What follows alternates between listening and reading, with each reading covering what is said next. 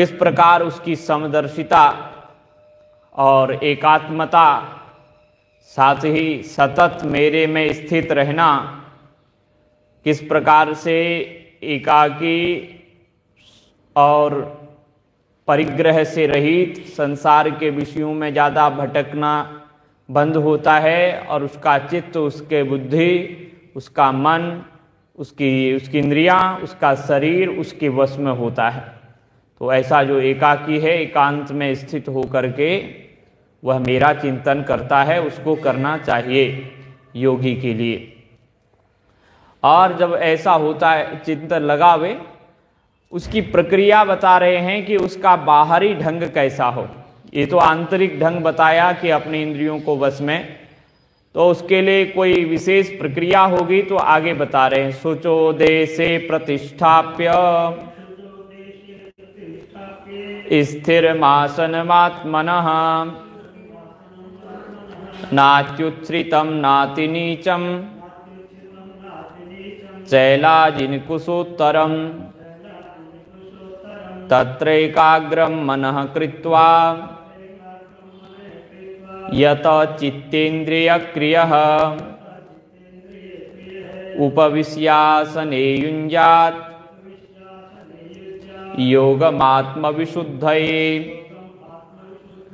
समं कायशिरोग्रीवं धारयन्नचलं स्थिरः सम्प्रेक्ष्य नासिकाग्रं स्वं दिशश्चानवलोकयन् प्रशान्तात्मा विगतभीर् ब्रह्मचारी व्रते स्थितः मनः संयम्य मच्चित्तो युक्त आसीत मत्परः युञ्जन्नेवं सदात्मानं योगी नियतमानसः शांतिं निर्वाण परमां मत्संस्थामधिगच्छति। भगवान आगे बताते हैं कि एकांत में बैठे और एकाकी अकेला अपने को एक अनुभव करे, परमात्मा से अपने को भिन्न अनुभव ना करे और संसार के जितने प्राणी हैं उनको भी परमात्मा से भिन्न न समझे। और जब ऐसा होता है तो आशा नहीं रहती, निराशा होती है, मतलब कुछ पाने की इच्छा नहीं रहती संसार, क्योंकि सब ईश्वर ही की सत्ता का दर्शन किया जा रहा है, तो इस वजह से। और अपरिग्रह, फिर परिग्रह करने की भी इच्छा जागृत नहीं होती। तो बताते हैं कि उसके लिए क्या करना चाहिए, कैसी भूमि में कहाँ बैठे। तो बोले पवित्र देश पर, पवित्र भूमि में। शुचो देशे, देश कहते हैं भूमि को, जगह को, स्थान को। शुचो देशे प्रतिष्ठाप्य स्थिरमासन मात्मनः, एक पवित्र शुद्ध जगह, जैसे कोई सी भी जगह हो, एकांत हो, गौशाला हो, अथवा कहीं ऐसी जगह जहाँ पवित्र की जाए, पृथ्वी का शोधन किया जाए, वहाँ गोबर आदि से लेपन कर लिया जाए, एकांत स्थान हो। तो कहने का मतलब है जो पवित्र हो, जहाँ का वातावरण शुद्ध हो। सफाई अलग बात होती है, पवित्रता दूसरी बात होती है। जैसे हमने ये कमरा है, सफाई कर दी, साफ हो गया, शुद्ध करने के लिए गव्य पदार्थ होना चाहिए। गव्य पदार्थ का मतलब है गौ माता का पदार्थ, पंचगव्य होता है। पंचगव्य में से एक पदार्थ भी प्राप्त हो गया तो शुद्धता आ जाती है। इसलिए वहाँ ऐसी शुद्धता होनी चाहिए। ऐसे स्थान पर भगवान कहते हैं कि आसन लगाना चाहिए। आसन कैसा हो बताते हैं, स्थिर आसन होना चाहिए। प्रतिष्ठाप्य स्थिर आसनम आसनः आत्मनः। तो वहाँ जो है अपने आसन को स्थिर करना चाहिए, आसन बढ़िया हो। और आसन में क्या क्या होना चाहिए तो बताते हैं, चैलाजिन कुशोत्तरम, पहले उसमें नीचे लीप लाप करके बढ़िया बना लो, शुद्ध कर लो। उसके पश्चात वहां पर कुशा का आसन रखो। ये योगी के लिए बता रहे हैं, योग की प्रक्रिया, सिद्धि कैसे प्राप्त की जाती है, पवित्रता अंतःकरण की शुद्धि के लिए ध्यान कैसे करना चाहिए। अब देखिए यहां पर वैसे तो युद्ध का प्रकरण है, लेकिन भगवान अर्जुन से कहते हैं युद्ध करो, पर अर्जुन पूछते हैं कि मेरा कल्याण किसमें है ये बताओ। युद्ध, अर्जुन को युद्ध से प्रयोजन नहीं है, अर्जुन को अपने कल्याण से प्रयोजन है कि मेरा कल्याण कैसे होना चाहिए। उसको ऐसा है कि मेरे कोई क्रिया मेरे कल्याण में बाधक ना हो।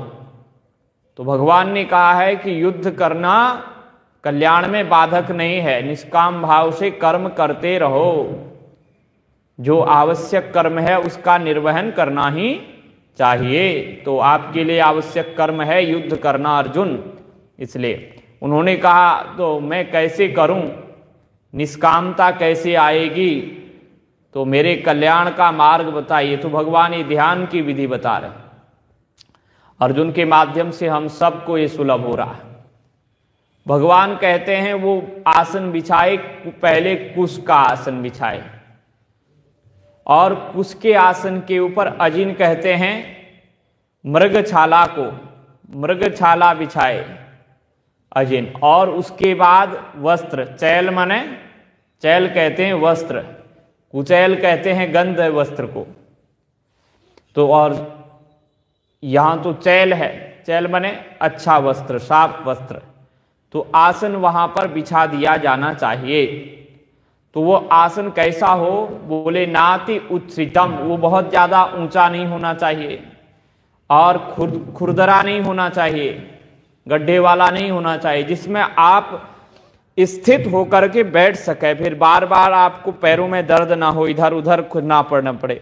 इसका मतलब है ज्यादा ऊंचा भी नहीं होना चाहिए कि हम तो भाई बहुत बड़ा गद्दा रख लेंगे उसमें करेंगे, ऐसा नहीं बता रहे हैं। अगर गद्दा बिछा देंगे तो उसमें निद्रा देवी आ सकती है, निद्रा देवी जो है पीछा छोड़ेगी नहीं ना, तो इसलिए मुडाना वालों को भी आ जाएगी। तो कहने का मतलब है निद्रा देवी से बचने के लिए आसन बढ़िया होना चाहिए, बहुत मोटा तगड़ा नहीं, नाति नीचम, और बहुत हीन दीन भी नहीं होना चाहिए।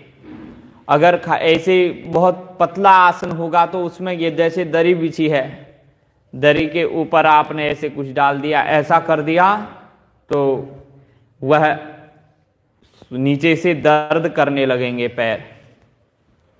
इस वजह से भी बताते ना, अति नीचा मतलब कम और ना बहुत ऊंचा। आसन जो है सीमित का होना चाहिए। जैसे बताया, आप समझ लीजिए, नहीं पहले कुशा डाल लीजिए, उसके बाद अजिन वस्त्र डाल लीजिए।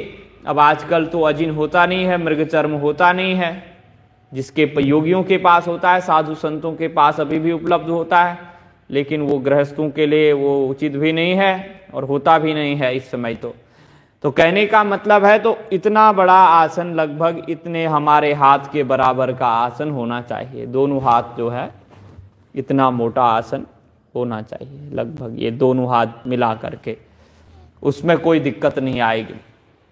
तो ऐसे करके स्थिर होकर के बैठना चाहिए पवित्र देश पर। और उसके बाद भगवान कहते हैं तत्रेकाग्रम मनः कृत्वा, उस आसन में बैठ करके अपने मन को एकाग्र करना चाहिए। तत्रेकाग्रम मनः कृत्वा, और यच्चित्तेन्द्रिय क्रिया, अपनी चित्त को और अपने इंद्रियों को और इंद्रियों की क्रियाओं को अपने वश में रखते हुए, अपने नियंत्रण में रखते हुए, उपविश्या माने वहां बैठ जाए और अपने मन को मुझ में लगावे। युंजात माने मेरे में अपने मन को, अपनी इंद्रियों को मेरी ओर मोड़े, मेरे चिंतन में लगावे, संसार में न लगावे। उनकी क्रियाएं जो बाहरी हैं वो बंद कर दे और सारा ध्यान मन के साथ मेरी ओर केंद्रित हो जाए। मन मुझ में लगावे, मेरे साथ जोड़िए, अर्थात परमात्मा के साथ, ब्रह्म के साथ, ईश्वर के साथ, सगुण साकार निर्गुण निराकार, ऐसे करके सगुण साकार परमात्मा, निर्गुण निराकार परमात्मा और सगुण निराकार परमात्मा के प्रति जहाँ आपका भाव हो, जैसी आपकी गति हो। मुडाना वाली माता जी आगे बैठ जाओ। तो उसमें ठीक बोला ना, मुडाना ही है, अब तो याद हो गया। तो कहने का मतलब है एकाग्र चित्त होकर के बैठे। और क्यों मन को क्यों परमात्मा में लगाना चाहिए, इंद्रियों को क्यों बाहर नहीं लगाना चाहिए, इंद्रियों की क्रियाओं को क्यों वश में करते हुए मन को एकाग्र करे? बोले आत्म विशुद्धये, अपने अंतःकरण की शुद्धता के लिए। अंतःकरण पवित्र होता है इन क्रियाओं से, और अंतःकरण पवित्र होगा तो ज्ञान व परमात्मा का ध्यान आएगा, ऐसे बताते हैं। तो फिर बता रहे हैं भगवान समम काय शिरोग्रीवम, तो ऐसा जो है उसको निरंतर अभ्यास करते रहना चाहिए। ये निरंतर का कार्य है, निरंतरता का, एक दिन का नहीं। अगर एक दिन किया दूसरे दिन नहीं तो वो क्रिया बनेगी नहीं। रोज करेंगे तो धीरे धीरे मन एकाग्र होगा, एक दिन में नहीं होने वाला। समम काय शिरोग्रीवम धारयन नचलम स्थिरः, भगवान कहते हैं अपने शरीर को बिल्कुल सीधा रखे जब ध्यान के लिए बैठे। तो समम काय, और अपने सिर को भी सीधे रखे। ध्यान करने वाले जो होते हैं, जैसे जहाँ शिविर लगते हैं तो वहाँ ऐसे बताते हैं कि कैसे ध्यान करना चाहिए, स्थिर कैसे रहना चाहिए, ऐसे बताते हैं। तो ग्रीवा भी, गला भी जो है हमारा सीधे होना चाहिए, उसकी स्थिति होती है। नहीं तो अब जैसे भगवान बता रहे हैं जिस प्रक्रिया को, उस प्रक्रिया में यदि कोई बैठ जावे तो उसको थकान नहीं लगती है, उसी स्थिति में रह गया तो उसको आदत पड़ जाएगी और उसको दिक्कत नहीं होगी कोई, रोज बैठ सकता है। हरिद्वार में बहुत से महात्मा हैं, अभी भी हैं, और पूर्व में भी बहुत लोग हो गए हैं जो बिल्कुल सीधे बैठते थे और पूरे दिन में बैठे रहते थे एक आसन पर, और उनको समस्त पूरी भागवत कंठस्थ होती थी। पूरा जीवन जो है एक चीज में लगाते थे और याद कंठस्थ था तो बैठे बैठे उसका ही चिंतन करते थे और याद रहता था, उसका पाठ करते थे। अथवा इस प्रकार से बैठ गए, सामने ग्रंथ रखा हुआ है, पढ़ते चले गए और पलटते चले गए। तो ऐसे बैठने से थकान नहीं लगती, दिन भर बैठे रहते हैं।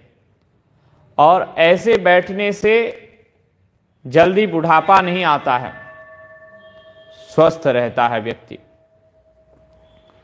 तो इसलिए भगवान कहते समम काय शिरोग्रीवम धारयन नचलम स्थिरः। तो कैसे बैठे? बोले सीधे बैठे, ग्रीवा भी सीधी हो, सिर भी सीधा हो, और साथ ही अचल बैठे, चलाईमान ना हो, बार बार हिले ना, डुले ना, सीधे बैठा रहे। इस प्रकार से धारणा करनी चाहिए, अकेले बैठ करके धारणा, ध्यान, फिर समाधि, ऐसे आता है। तो यम नियम आसन, आसन में बैठ गए, यम नियम आसन प्राणायाम, प्राणायाम करना चाहिए आसन में बैठ करके, आसन प्राणायाम, फिर धारणा, धारणा, फिर ध्यान, फिर समाधि, ऐसे करके ये क्रम से चलता है। यम नियम के बारे में बताया, जो शुद्धता है, पवित्रता है, नियम है, अभी और भी बताएंगे भगवान। तो ऐसे बैठना चाहिए। संप्रेक्ष नासिकाग्रम स्वम, कहाँ देखे, बोले सीधे सामने देखे। नासिका, नासिका मतलब यह है कि केवल यहाँ मत, यहाँ देखने के लिए नहीं बोल रहे हैं कि भाई नाक के कौन इधर ही देखना। कहने का मतलब है ये सामने देखे, जो इतना आभा मंडल है ना, ये आंखों को ऐसे सामने लाए, इधर उधर ना फैलाए, ये कहने का मतलब है। नहीं तो कैसी लोगों के आंखें टेढ़ी हो जाएंगी नाक में जबरदस्ती आंख लगाने से। इसलिए नाक में आंख नहीं लगानी चाहिए। किसी की नाक में आंख लग गई तो गड़बड़ है। प्रतिष्ठा बोलते हैं ना, नाक का मतलब क्या है, प्रतिष्ठा। अपनी प्रतिष्ठा को बचाए रखना चाहिए। तो यहां भी क्या है, नाक का एक मतलब है कि जो प्रतिष्ठा है, आपकी मर्यादा है, ध्यान में, भगवान के ध्यान में बैठो तो एक मर्यादा में बंध जाते हो, एक प्रतिष्ठा में बंध जाते हो। तो इसलिए उसको, उस प्रतिष्ठा क्या है, बोले सामने देखना, मतलब इधर उधर नहीं देखना, अपने सामने नजर रखना। बिल्कुल नेत्र भी सीधे, नेत्र भी अचल रहने चाहिए, कहने का मतलब है। संप्रेक्ष नासिकाग्रम सन दिशस्सान अवलोकन, भगवान कहते हैं अपनी इधर उधर को बैठ गए, अब इधर देख रहे हैं, उधर देख रहे हैं, नीचे ऊपर, ऐसे मत करो, ऐसे बताते हैं। और अपनी सामने देखते हुए, सामने नजर रखते हुए, भ्रू मध्य, जैसे पहले यहां बताया अपने कहां पे ध्यान होना चाहिए, भ्रू मध्य में ध्यान होना चाहिए। अब कह रहे नासिका के अग्रभाग में देखना चाहिए। तो कहने का मतलब है नेत्र भी उनकी दृष्टि सामने सीधी होनी चाहिए, सीधी दृष्टि मतलब सामने, ज्यादा इधर उधर नहीं। और फिर ऐसा प्रशांतात्मा, ऐसे करके शांत हो जाना चाहिए, प्रशांत हो जाना चाहिए। और विगत भी, प्रशांत और भय रहित ब्रह्मचारी के व्रत में स्थित रहना चाहिए। जो ब्रह्मचर्य का व्रत होता है, ब्रह्मचारी के जो नियम होते हैं उनका पालन करना चाहिए। और इंद्रियों को चंचल ना बनावे, इधर उधर विषयों में ज़्यादा प्रवृत्त न हो, ये ब्रह्मचारी के नियम हैं। ऐसा कोई मादक पदार्थ ना देखे, मादक पदार्थ का सेवन ना करे जिससे इंद्रियां चंचल होती हों। मन संयम्या, और मन को संयमित करे, मन को अपने वश में करे, अपने चित्त को, मत चित्तो, और भगवान कहते हैं अपने चित्त को मुझ में लगावे, मुझ परमात्मा में अपने चित्त को लगावे।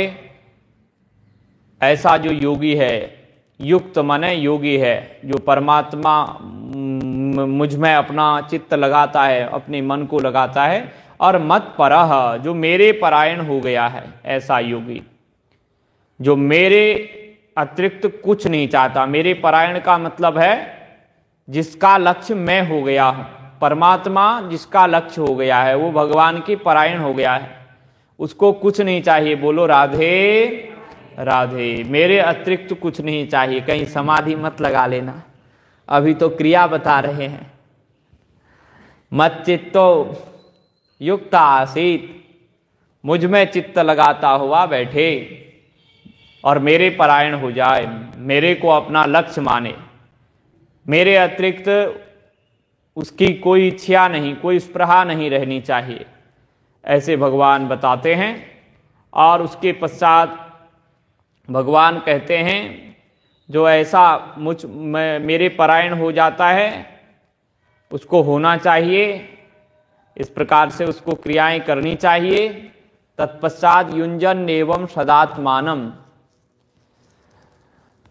मुझ में अपने को जोड़ता हुआ, मुझ में अपना मन लगाने वाला वह योगी सदात्मानम, हर प्रकार से सब समय अपने मन को, अपने को मुझसे जोड़ता हुआ अथवा ब्रह्म से जोड़ता हुआ, नियत मानसः, अपने मन को जीतने वाला वह योगी जिसने अपने मन को जीता हुआ है, ऐसा वह योगी जिसने अपने चित्त को जीता हुआ है, अपने मन को जीता है, अपनी इंद्रियों को अपने वश किया है और साथ ही उसका चित्त मुझ में लगा हुआ है, अपने चित्त को मुझ में लगाता है, वह शांतिम निर्वाण परमाम, वह योगी निरंतर मुझ में चित्त को लगाने वाला, मुझ में अपने मन को लगाने वाला परम शांति को प्राप्त होता है, परमानंद की उस स्थिति को प्राप्त होता है।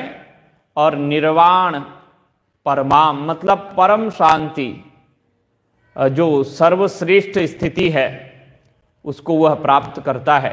प्रकार से भगवान ने कहा है शांतिम निर्वाण परमाम मन संस्था मधिगच्छति, मेरे स्वरूप में वह स्थित हो जाता है और उस परमानंद की, उस परम शांति की पराकाष्ठा को जीव प्राप्त हो जाता है।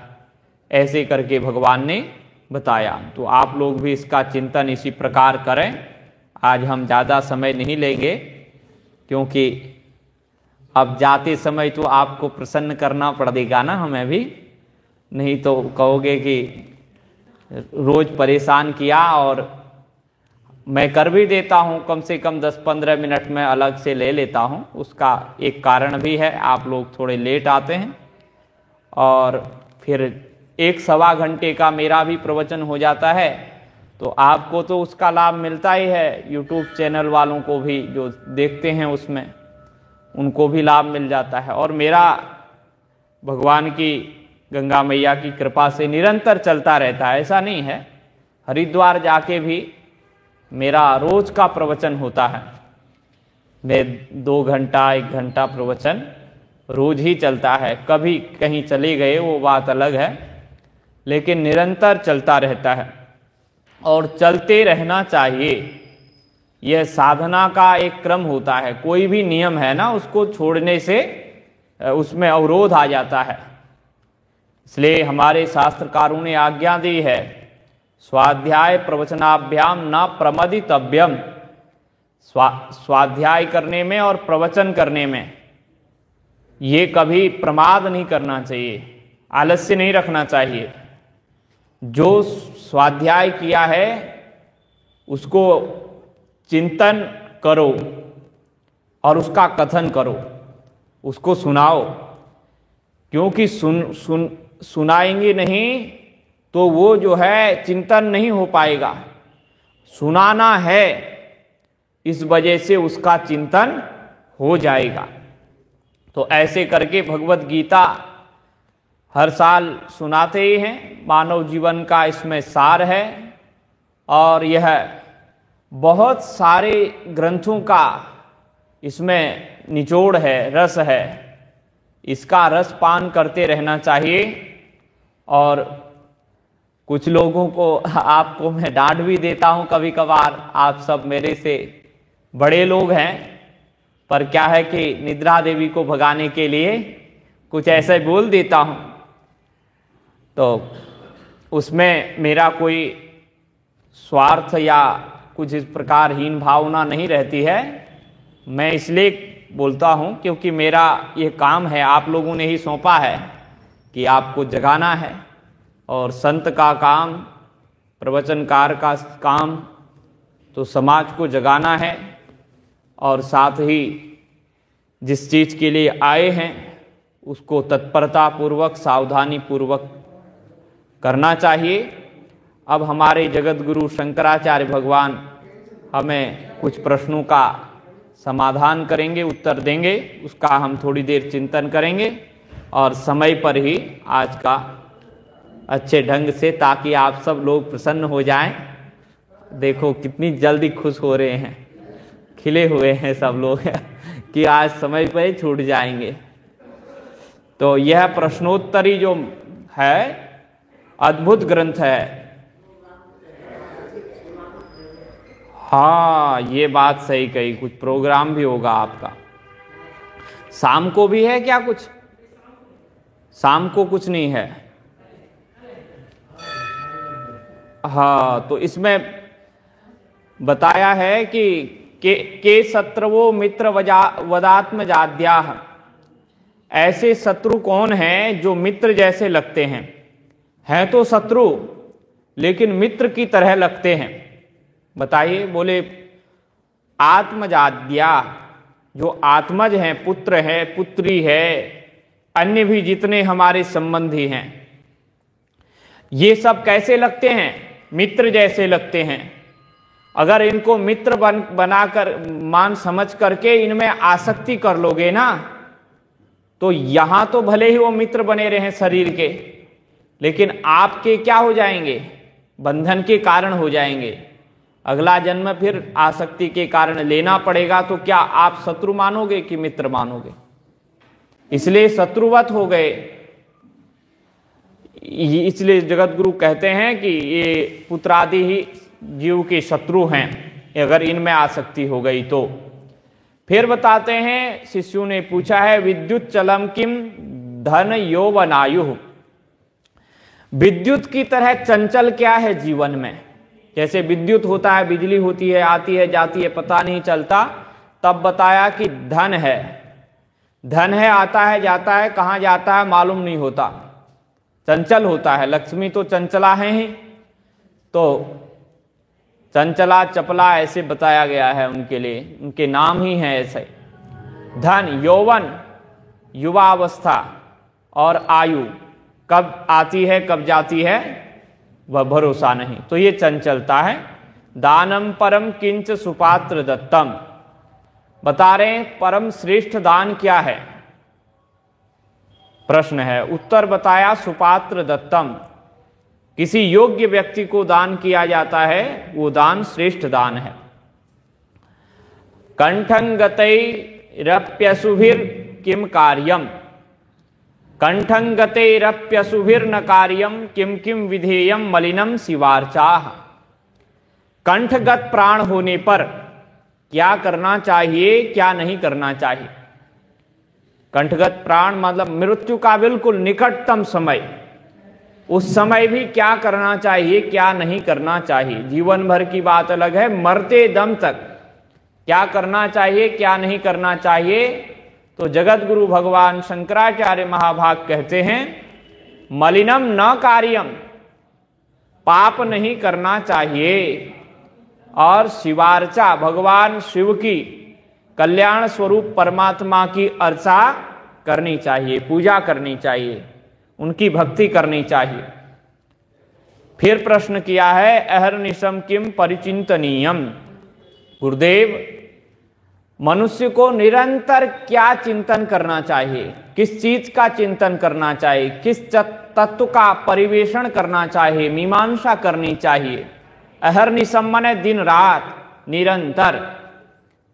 बोले संसार मिथ्यात्म शिवात्म तत्वम, संसार मिथ्या है यह चिंतन करना चाहिए। संसार झूठा है, इसमें कभी भी सत्यता की बुद्धि नहीं करनी चाहिए, यह मिथ्या है। और शिवात्म तत्वम, जो शिव है उसकी सत्ता है, जो परमात्मा है उसकी सत्ता है, जो सत्य है वही नित्य है, ऐसा चिंतन करना चाहिए। जो कल्याण स्वरूप परमात्मा है उस तत्व का निरंतर चिंतन करना चाहिए, रात दिन। और संसार मिथ्या है, इस बात संसार झूठा है, ये सदैव याद रखना चाहिए। एक पंक्ति है, दो बातन को याद रख, जो चाहे निज कल्याण, नारायण एक मौत को दूजा श्री भगवान। तो मौत का मतलब है संसार, संसार को याद रखो, मने सरकने वाला है, जिसको नष्ट होने, मृत्यु भी क्या होती है? मृत्यु क्या करती है? नष्ट तो करती है ना। तो ये सारा जितना भी शरीर है, इंद्रियां हैं, ये घर मकान दुकान संसार जायदाद जो भी दिख रहा है सब नष्ट होने वाला है, इसका चिंतन, ये बात याद रखना, जो मिला है सो छूटेगा। और जो शिवात्म तत्व है, नारायण है, भगवान है, इनको याद रखो कि ये नित्य हमारे साथ रहने वाले हैं, इनसे कभी बिछुड़ना है ही नहीं, तो इनसे मित्रता बना लें, इनको ध्यान में रखें, ये प्रभु हैं हमारे। ऐसा करके किम कर्म यत् प्रीति करम मुरारे, पूछ रहे हैं कि कर्म क्या है, कौन सा कर्म अच्छा है। बोले जो भगवान श्री कृष्ण को प्यारा हो, जो परमात्मा को, मुरारी को प्यारा हो, जिससे जो मुरारी को प्रिय लगे, जो उनका प्यारा कार्य हो वह करना चाहिए। और जो प्यारा कार्य है वो भगवान ने उपदेश किया हुआ है गीता जी में, रामायण में भगवान ने करके दिखाया है क्या प्यारा कार्य है ना। भगवत गीता में कौन सा आहार प्रिय है, कौन सा दान प्रिय है, कौन सी क्रिया प्रिय है, सब कुछ बता दिया है 17वें अध्याय में भी, और पूरे प्रकरण में तो हर कुछ बताया ही जा रहा है। तो जो भगवान को प्यारा है वही श्रेष्ठ कर्म है, वही करना चाहिए। क्वास्था न कार्या सततम भवाब्धो, भगवान में तो श्रद्धा रखनी चाहिए, भगवान में विश्वास रखना चाहिए, आस्था रखनी चाहिए, लेकिन किसमें आस्था नहीं रखें। क्वास्था न कार्या सततम भवाब्धो, ऐसा बताइए गुरुदेव जिसमें कभी भी या आस्था नहीं रखनी चाहिए, विश्वास नहीं करना चाहिए। बोले संसार में भवाब्ध, ये संसार रूपी जो सागर है, समुद्र है, इसमें कभी भी श्रद्धा नहीं रखनी चाहिए, विश्वास नहीं रखना चाहिए।